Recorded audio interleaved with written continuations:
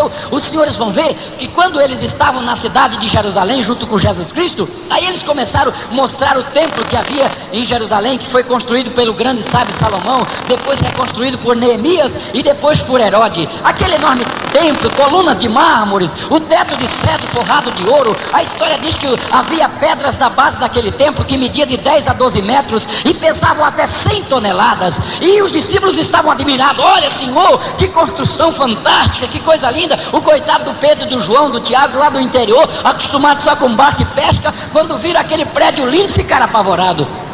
Jesus olhou para eles e disse: não vai ficar aqui pedra sobre pedra que não seja derribada. O Pedro falou: mas peraí, João, está errado, derrubar esse templo aqui tão lindo. E vai derrubar como? Olha o fundamento, olha o alicerce do templo. Quando chegaram no Monte das Oliveiras, no versículo 3 do capítulo 24, eles cercaram Jesus e disseram: Senhor, dize-nos quando serão essas coisas, a destruição do templo, que sinal haverá da tua vinda e do fim do mundo. E então Jesus começou, por número de ordens, explicar os acontecimentos que antecederiam a sua vinda e que antecederia o fim do mundo. Interessante que Jesus deixou a primeira pergunta para o último lugar, porque a primeira pergunta era um acontecimento imediato. Os senhores sabem que a destruição do templo ocorreu 70 anos da era cristã, quando o general Tito invadiu a cidade de Jerusalém, matou 100 mil judeus e queimou a fogo o templo, aquele maravilhoso templo. Só que ele deixou lá um montão de pedra, mas Jesus falou: não vai ficar pedra sobre pedra que não seja derribada. A história diz que por volta dos anos 361 a 363, o imperador Juliano foi lá na cidade de Jerusalém, mandou moer todas aquelas pedras e removê-las para Roma, pensando que tinha ouro na pedra, para se cumprir o que Jesus falou: não fica pedra sobre pedra, a palavra do Senhor não passará. Aleluia!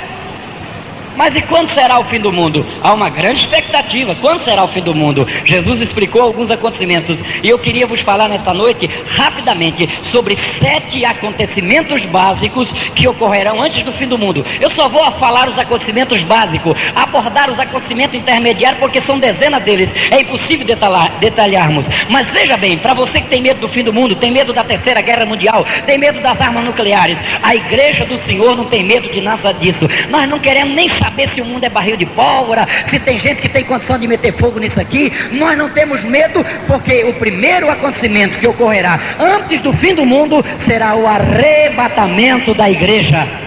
Aleluia! Deus não está preocupado com o poder atômico, com o poder aquisitivo. Deus não está preocupado com o poder da humanidade. Deus está preocupado com a igreja. Ele arrebatará a igreja antes que qualquer mal suceda na terra. Aleluia! Oh, aleluia! Portanto, o crente pode dormir sossegado, tranquilo, porque Jesus nos arrebatará. Glória a Deus, irmãos. Aleluia! Ele nos arrebatará e nos levará para morarmos junto com Ele na glória celestial. Então não temos medo da Segunda Guerra Mundial, não temos medo se alguém tem a condição de queimar isso aqui, não. A igreja está tranquila, porque nenhuma condenação há para a igreja. Ela não sofrerá nenhum dano, porque ela é a esposa do Cordeiro. Ela é imaculada, ela é santa, ela é pura, ela é intocável, como as meninas dos olhos de Deus. Então ela estará sempre protegida pelo Senhor. Então o primeiro acontecimento antes do fim do mundo será o arrebatamento da igreja. Aleluia! Segundo acontecimento antes do fim do mundo. O segundo acontecimento antes do fim do mundo será a grande tribulação. Alguém pergunta: o que é grande tribulação? Grande tribulação é um período em que Satanás vai governar a terra. Será de aproximadamente 7 anos, conforme está escrito em Daniel capítulo 9, versículo 27, a 70ª semana de Daniel. Daniel profetizou que 70 semanas estava determinada sobre o povo de Israel. O Senhor sabe que 69 cumpriu no dia em que Jesus Cristo morreu, no momento em que Jesus expirou na cruz do Calvário. Israel saiu do programa e a igreja entrou no programa. A partir daquele momento, Israel saiu do plano de Deus e a igreja entrou no plano de Deus. O dia que Jesus arrebatar a igreja, Israel volta para o plano de Deus para cumprir sobre ele a 70ª semana de Daniel. Vejam bem, irmão, vai ser um período em que o diabo vai governar a terra, numa espécie de um governo mundial. durante aproximadamente 7 anos, porque na hora do arrebatamento, sabe o que vai ocorrer? Vai ocorrer o inverso, a igreja vai subir e Satanás vai descer aqui para a terra. Se os senhores lerem o capítulo 12 de Apocalipse, os senhores vão encontrar que João, em uma visão, ele viu uma mulher que estava grávida e gritava com dores para dar à luz a um filho. A Bíblia diz que um grande dragão vermelho, que tinha 7 cabeças e 10 chifres, parou diante da mulher, esperando que ela desse a luz para que ele tragasse o seu filho. E a Bíblia diz, a mulher estava vestida do sol e tinha a lua debaixo dos pés. E a Bíblia diz que a mulher deu à luz o filho, e o filho foi arrebatado para Deus, porque ele há de reger as nações com vara de ferro. Eu sempre digo que aquela mulher é a igreja, mas quando a gente diz que ela é a igreja, logo alguém faz uma interrogação, mas a igreja não é a noiva, a igreja não é a esposa, e ali ela estava como mulher. Mas veja, meus queridos irmãos, a igreja só é a noiva enquanto ela só é a noiva de Cristo, porque quando ela começa a namorar o mundo, ela não é mais noiva, é noiva, é chamada de mulher. Então veja bem, ali é a parte menor saindo do maior. Os senhores vejam bem, o dragão não podia aproximar-se da mulher porque ela estava vestida do sol, e a lua estava debaixo dos pés. O sol representa a glória de Deus, a lua representa o poder das trevas que está debaixo dos pés da igreja. Mas a glória não estava na mulher, a glória estava no filho, porque a partir do momento que o filho foi arrebatado para Deus, a Bíblia diz que a mulher começou a correr com medo do dragão, porque a glória também foi arrebatada para Deus. Nesta noite aqui nós temos aqui uma centena de crentes. Se aparecer uma pessoa endemoniada, todo mundo aqui grita, todo mundo expulsa, todo mundo clama o sangue de Jesus. Mas tem crente que se encontrar um endemoniado lá na rua, ele corre. Mas aqui ele é valente, porque aqui ele se esconde atrás da glória dos outros. Então a glória não está nele, está nos outros. Então há muitas pessoas na igreja, mas não tem a glória de Deus. Ele fica atrás da bênção dos outros. Ah, o irmão fulano é uma bênção, o pastor Zé Rodrigues é uma bênção, o Carlinho é uma bênção. Mas você precisa dizer, eu sou uma bênção. Aleluia! Oh, mas a minha mãe é uma bênção. Mas você tem que dizer, eu sou uma bênção. Aleluia! Então os senhores percebem ali que o filho foi arrebatado para Deus. Ele representa a igreja fiel, é o menor saindo do maior. É tanto que ele foi levado para o céu, porque há de reger as nações com vara de ferro. E em 2 de Apocalipse está escrito, os que vencerem regerão as nações com vara de ferro. Então aquela parte menor que saiu da maior é a igreja do Senhor. E a Bíblia diz que o dragão saiu fazer guerra contra a mulher, mas de repente apareceu o Miguel e os seus anjos lutando contra o dragão. E a Bíblia diz que o dragão não prevaleceu, mas a vitória foi do Miguel. O dragão foi precipitado na terra, e a Bíblia diz que um coral começou a cantar, ai dos que habitam na terra, porque o diabo desceu até vós, e ele tem grande ira, sabendo que o seu tempo já está próximo. Mas um outro coral também cantava, alegrai-vos os céus, alegrai-vos que habitais no céu, porque o vosso acusador foi derrubado, o vosso acusador caiu. Aleluia! Aleluia!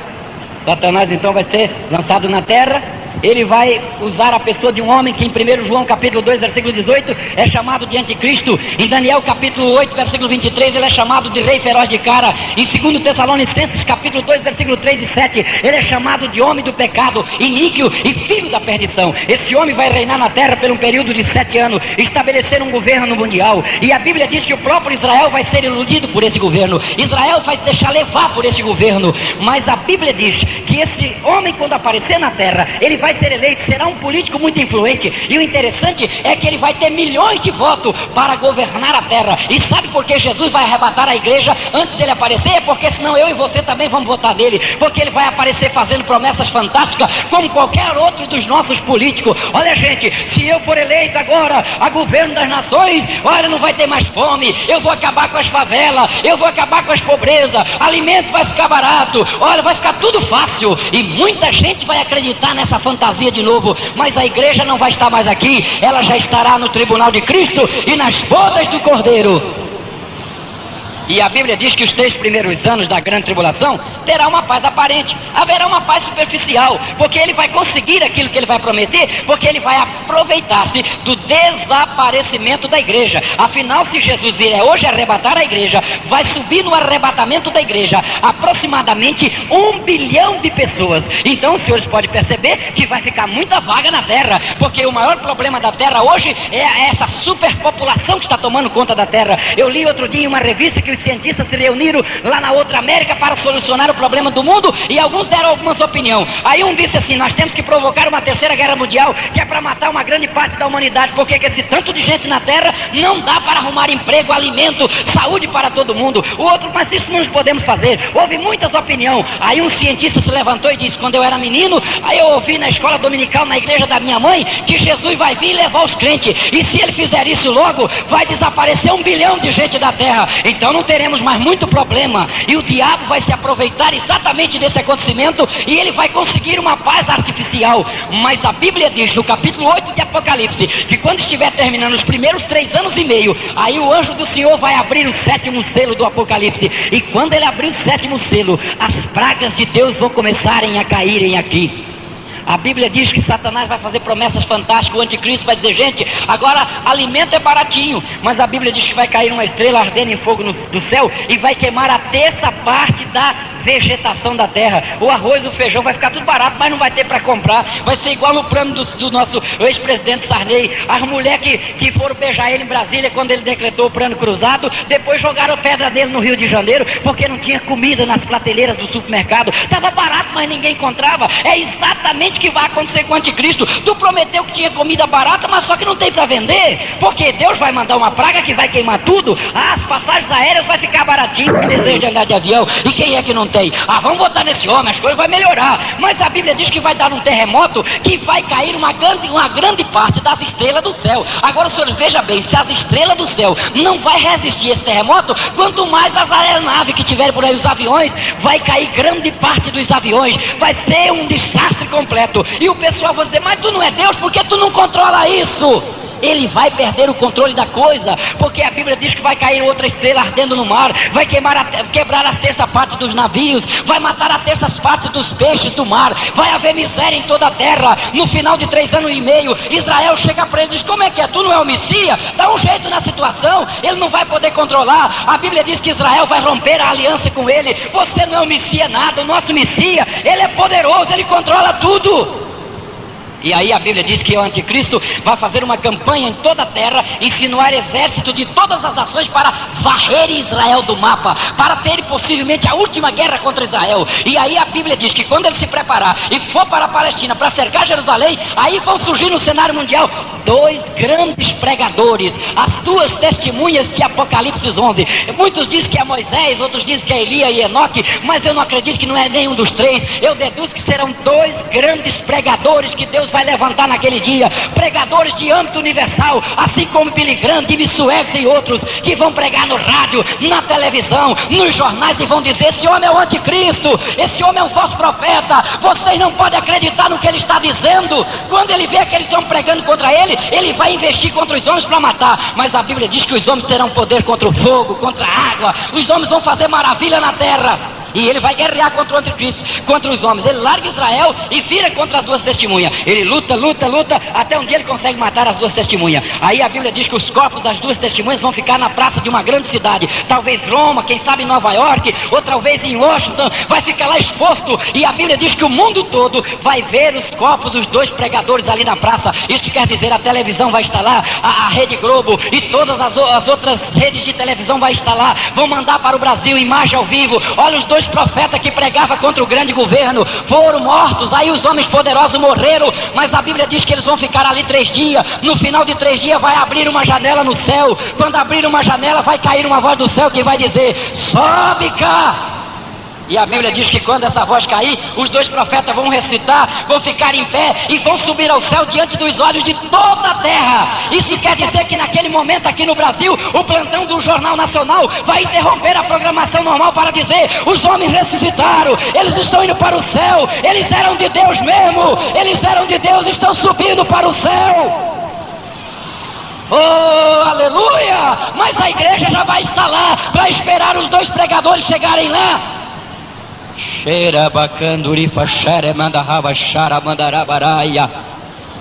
Aleluia.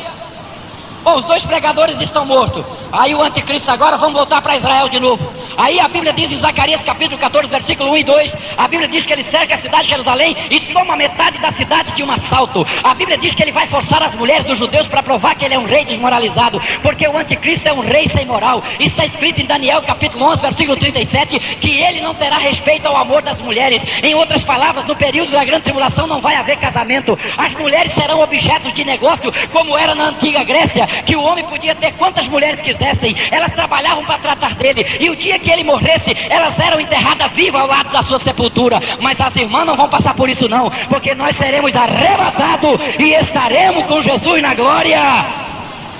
Aleluia.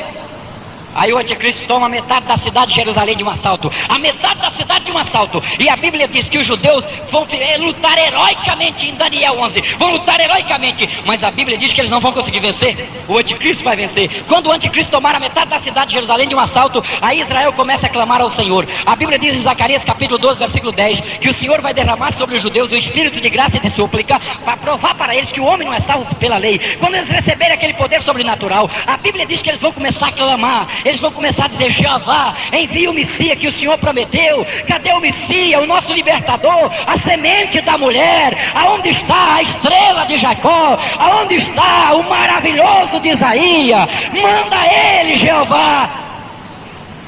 Nessas alturas, a igreja vai estar no finzinho das bodas do Cordeiro lá no céu. Aí a oração começa a chegar lá. Aí Jesus Cristo escuta os judeus clamando. Aí diz: minha igreja, minha esposa, os nossos irmãos estão clamando em Jerusalém, e nós vamos descer agora para livrá-los. Aí Jesus se levanta, a igreja atrás dele na retaguarda, e aí vai acontecer o que está em Apocalipse capítulo 19, versículo 11 ao versículo 19. Eis que vi os céus abertos, e eis aí um cavalo branco, e o que estava montado sobre ele chama-se Fiel e Verdadeiro, julga e peleja com justiça. Seguia ele o exército celestial montado em cavalo branco. Da sua boca saiu uma espada aguda, e na sua coxa estava escrito: Rei dos reis e Senhor dos senhores. Oh, aleluia! Xandaramai xerebe candarabacharabaraya. Ele vai descer. Ele vai descer. O anticristo vai estar no vale do Amagedon com milhares de soldados. Ele na frente, o grande general anticristo, milhares de soldados, o falso profeta lá também. Aí começam a olhar: quem é aquele homem que vem descendo lá? Aí o anticristo: atirem nele, atirem mísseis nele, atirem os metralhadores, canhões. Vão atirar contra Jesus, vão fazer guerra, mas não vai atingir, ele vai descer. Mas não consegue acertar o homem. É isso que os senhores veem, muitos assistem aí na televisão, essas coisas que ocorrem, essas ficções. Naquele dia vai ser real, ninguém acerta o homem. Ele é o homem de aço, é o super-homem. Quem é? Não, é Jesus Cristo. É Jesus. Aleluia. Ele vai descer. Ele vai descer.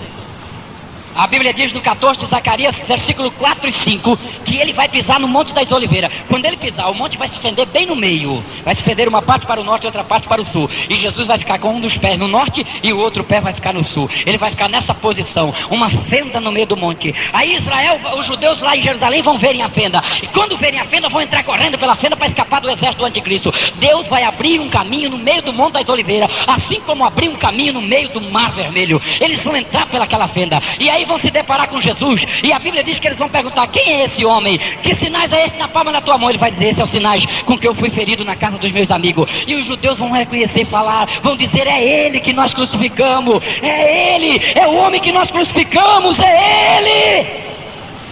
Aleluia. E Jesus vai estar nessa posição, um pé no norte, outro no sul, assim.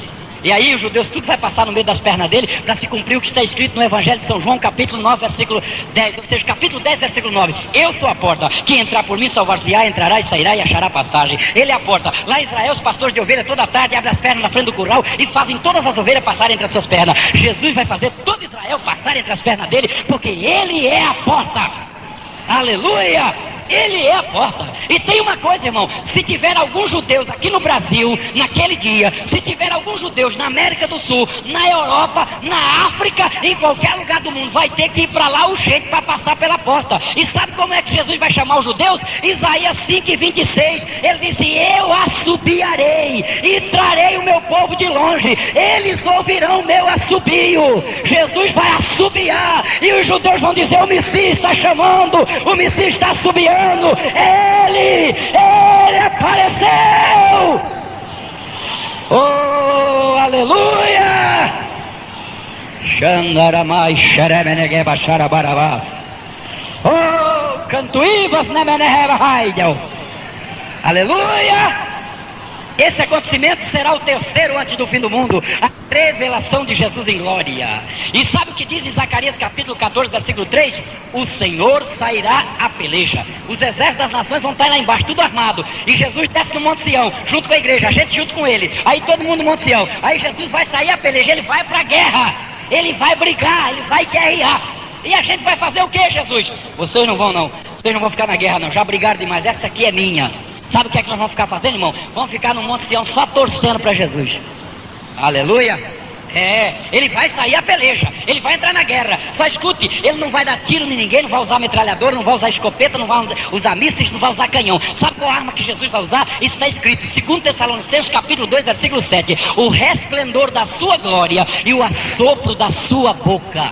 Aleluia! Os soldados tudo atirando nele de metralhadora, e ele começa a andar no meio do exército, e aonde ele vai passando, a glória dele vai matando o soldado, vai matando o capitão, vai matando o exército. Aí os que vão ficando vivos, ele só vai fazendo assim, ó.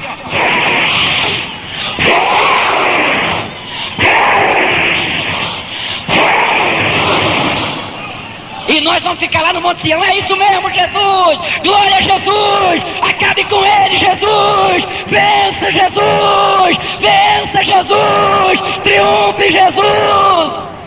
Oh, aleluia! A gente hoje com essas gargantinhas ruins já grita desse jeito, irmão. E naquele dia, a gente com garganta incorruptível. Eira xurianda arabacara macharabaraya. Oh, aleluia! A igreja estará com o Senhor. Depois desse acontecimento aí vai ocorrer o quarto acontecimento antes do fim do mundo. Sabe qual é o quarto acontecimento antes do fim do mundo? Apocalipse capítulo 20, versículo 1 a 3. A prisão do diabo. Vai ser um dos acontecimentos mais importantes, é amarrar o diabo, irmão. Porque ele é o culpado de tudo que não presta na terra. Ele é o autor de todos os males. E ele vai ser amarrado. Irmão, é por isso que nós vivemos nessa luta. Enquanto ele estiver aqui solto, é guerra mesmo. Não adianta você mudar de cidade, mudar de política, mudar de governo. Vai ser sempre ruim, porque ele está solto. O segredo é amarrar ele. A Bíblia diz que um anjo forte vai descer do céu e amarrar ele. Permita-me conjecturar, deduzir que quem vai amarrar o diabo é a igreja. Sabe por que eu deduzo? É porque em Apocalipse a igreja é chamada de anjo. Anjo em Apocalipse quer dizer um indivíduo que representa um grupo. E naquele dia Jesus poderá usar a própria igreja para amarrar o diabo. E se eu pertencer a esse... Aleluia!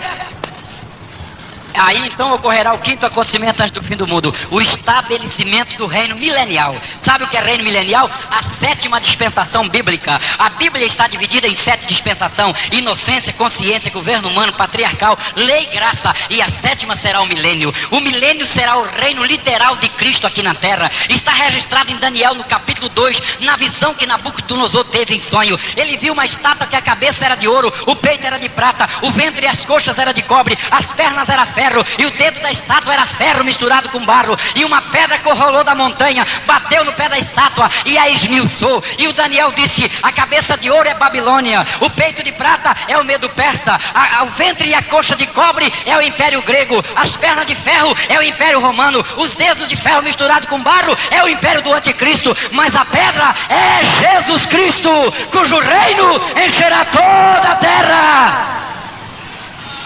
Jesus vai reinar 1000 anos aqui na terra. E o governo, o reino será literal. Jesus não vai ficar no céu não, irmão. Ele vai ficar no Monte Sião. A Jerusalém celestial vai descer, vai fazer um subcéu sobre a Jerusalém terrestre. Aí a escada de Jacó vai ligar uma com a outra e vai haver acesso de uma para a outra. Jesus no trono, a Bíblia diz, Isaías, que todo mundo vai em Jerusalém, vai ver a formosura do grande rei lá em Jerusalém, e nós com ele, porque está escrito em 1 Tessalonicenses capítulo 4, versículo 16 e 17, que nós seremos arrebatados, encontraremos o Senhor nos ares e estaremos para sempre com o Senhor. Isso quer dizer, se ele subir a gente sobe, se ele descer a gente desce, se ele sentar a gente senta.